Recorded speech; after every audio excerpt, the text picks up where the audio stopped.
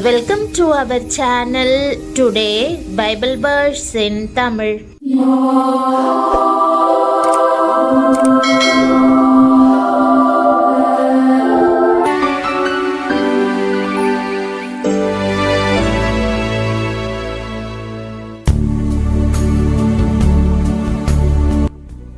இன்றைய வசனம் சங்கீதம் 10:17.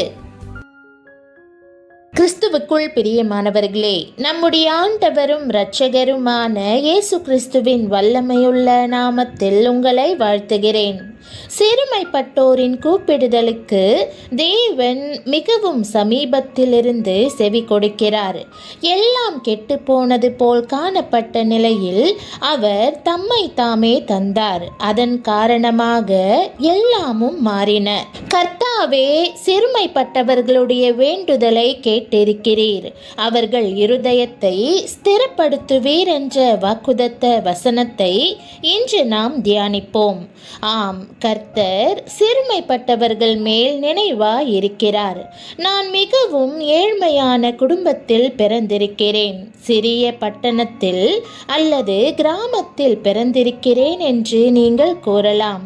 நான் ஏன் இங்கே பிறந்தேன்? இங்கே எனக்கு என்ன நம்பிக்கை என்று கேட்கலாம். குடும்பத்தின் கடன்களால் பாரப்பட்டிருக்கலாம், அல்லது அளவுக்கு அதிகமான பொறுப்புகளை சுமந்து ஆண்டவரே என் சிறுமையை பாரும் என்று புலம்பலாம். பிரியமானவர்களே, சிறுமையை மேற்கொள்வதற்கான பலனை ஆண்டவர் உங்களுக்கு தருகிறார். அவர் உங்கள் மேல் நினைவாயிருக்கிறார். உங்களிடம் அவர் வருகிறார். சிறுமைப்பட்ட இந்த நிலையிலும் கவலைப்படாதீர்கள். எல்லாவற்றின் மத்தியிலும் நீங்கள் ஆண்டவரை ஏற்றுக்கொண்டதை எண்ணி மகிழுங்கள். சிறுமைப்பட்டவர்களின் வேண்டுதலுக்கு செவி கொடுக்க தேவன் காத்திருக்கிறார் என்று இந்த வசனம் கூறுகிறது. உங்கள் விருப்பங்களை குறித்து யாரும் அக்கறை கொள்ள மாட்டார்கள், அல்லது அவை இந்த சூழ்நிலையில் ஒருபோதும் நிறைவேறாது என்று நீங்கள் நினைக்கலாம். ஆனால் ஆண்டவர் உங்கள் விருப்பங்களை கேட்பதற்கு, உங்கள் கூப்பிடுதலுக்கு செவி கொடுக்க காத்திருக்கிறார். உங்களை ஊக்கப்படுத்த, பலப்படுத்த, வாழ்க்கையை கட்டி எழுப்ப அவர் இருக்கிறார். சிறுமைப்படுகிற நிலைமையிலே யாராக இருந்தாலும் சரி, எளிதில் சோர்ந்து விடுகிறோம். நாம் ஒவ்வொருவரும் நம் வாழ்வில் சிறுமைப்படும் போது நம்முடைய இருதயம் அலைமோதுகிறதல்லவா? தாவீது அரசனாக இருந்தும் வாழ்வில் சிறுமைப்பட்ட வேளையிலே கர்த்தரையே உறுதியாய் பற்றி கொண்டான். கர்த்தரின் சிறுமையை பார்த்து எனக்கு நன்மையை சரி கட்டுவார் என்று கூறுகிறதை நாம் வேதத்திலே வாசிக்கிறோம். அதுபோல சிறுமை என்பது ஒவ்வொருவர் வாழ்விலும் வரத்தான் செய்கிறது. எனினும் ஆண்டவரை நோக்கி நம் வேண்டுதலை அத்தகைய நேரத்தில் சமர்ப்பிக்கையில் அவர் ஒருவரே அந்த நேரத்திலே நமக்கு எதிர்பட்டு வந்து, உனக்கு என்ன வேண்டும், நான் என்ன செய்ய வேண்டும் என்று நீ விரும்புகிறாய் என்று அன்போடு கேட்பார். நம்முடைய இருதயத்தையும் ஸ்திரப்படுத்தி நம் வேண்டுதலையும் நிறைவேற்றுவார். ஆகவே ஏன் எனக்கு இந்த சிறுமை வந்தது என்று அதையே நினைத்து அழுது கொண்டிராமல், அதிலிருந்து ஆசீர்வாதம் தர வல்லவராகிய ஆண்டவரை உறுதியாய் பற்றி கொள்வது எவ்வளவு அருமையான காரியம்! ஒரு சமயம் பொறாமை நிறைந்த சிலர் நஞ்சாயிருந்த ஒரு குடும்ப தலைவனுக்கு மந்திரம் செய்து அவரது கால் விளங்காமல் கட்டில் கிடையாக்கி விட்டார்கள். குடும்ப தலைவன் வேலைக்கு போகவில்லை என்றால் அந்த வீடு எப்படி இருக்கும்? யாவரும் கலங்கினர். அப்பொழுது சில போதகர்கள் ஆவியிலே நிறைந்து அவருக்காக கருத்தாய் ஜெபித்தார்கள். அதோடு கூட குடும்பமாக இந்த சிறுமையின் மத்தியிலும் ஆண்டவரை எப்படி உண்மையாய் தேடுவது, அவரை எப்படி பற்றி கொள்வது என்பதை குறித்து கற்றுக் கொடுத்தார்கள். அப்படியே அந்த குடும்பத்தினர் ஆண்டவர் மீது குறை சொல்லித் தெரியாமல், அப்பா, நாங்கள் உம்மையே பற்றி கொள்ள நீர் கற்றுக் கொடுத்தீர். அதன்படியே நீர் எங்கள் குடும்பத்தில் ஏற்பட்டுள்ள இந்த சிறுமையிலிருந்து எங்களை விடுதலையாக்கி உம்முடைய உம்முடைய அடியானை சுகப்படுத்த போகிறதற்காக எங்கள் இருதயத்தில் திடமனதை கொடுத்து எங்களை உற்சாகப்படுத்தி விசுவாசத்தில் பலப்படுத்துகிற போகிறபடியால் உமக்கு ஸ்தோத்திரம் என்று அவர்களும் தினமும் ஜெபித்து வந்தார்கள்.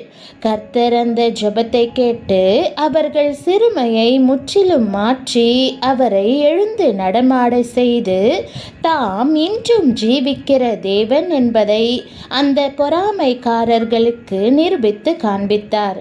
ஆம் பிரியமானவர்களே, நம்முடைய ஆண்டவர் என்றென்றைக்கும் ஜீவித்திருக்கிறவர். உங்களுக்கு எதிராக வரும் இப்படிப்பட்ட சிறுமைகளையும் கூட அவர் மாற்றியமைக்க சர்வ வல்லமை பொருந்தினவராக இருக்கிறார் என்பதை நீங்களும் அனுபவித்து பாருங்கள்.